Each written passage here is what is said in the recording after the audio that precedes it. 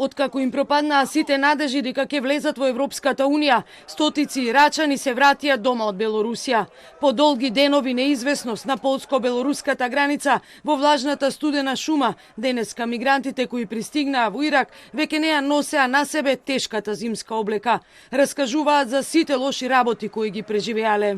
داعش ام ایران کرین ام تاران کرین افای سالام چادرادا چادرید ما شوتین زاروکین ما شوتین ام چون بدولت اکتن حکومت بلاروسیا ام كهربت کرین شوابید ما رادبونا ما آب مدد کرین درمان بچیکه مدد کرین ما چنا من هات سري صرت بالمنطقة المحرمة بين بيلاروسيا وبين بولندا انه منطقة حتى الانترنت ما يشتغل بها فلزمني الحرس البيلاروسي اخذ جوازي واخذ الموبايل وحبسني بالغابة تقريبا 5 أيام ظلت بالغابة لا أكل لا شرب لا إنترنت يعني عايش على بروت القاع يعني أكل اليوم كامل 3 تمرات.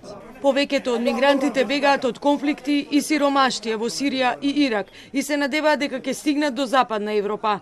Полска нема да дозволи создавање на илегална мигрантска рута од Источна Европа, вели полскиот министер за внатрешни работи, кој најави за јакнато присуство на полицајци и војници на границата.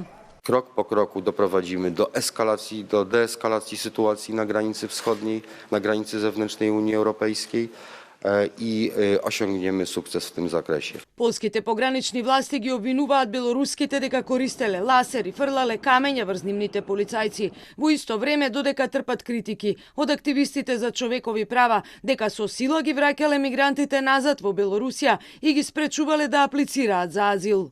Były oczywiście w pobliżu służby białoruskie, które nie tylko, że oślepiały laserami nas, potem podczas próby naprawy tej koncertiny również funkcjonariusze białoruskich służb rzucali kamieniami. Obserwowaliśmy z meldunków, które mamy, wynika, że były to funkcjonariusze, żołnierze różnych służb, nie tylko służb granicznych. Најмалку 12 луѓе загинаа во пограничната област во последните недели, меѓу нив е и едногодишно дете, чија смрт ја пријави полска хуманитарна организација.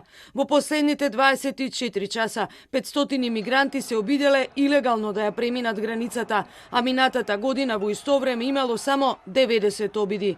Белорусија негира дека ја инструирала кризата, поради која мигрантите влегуваат во земјата од летото и потоа се обидуваат да преминат во Полска, Литванија и Латвија.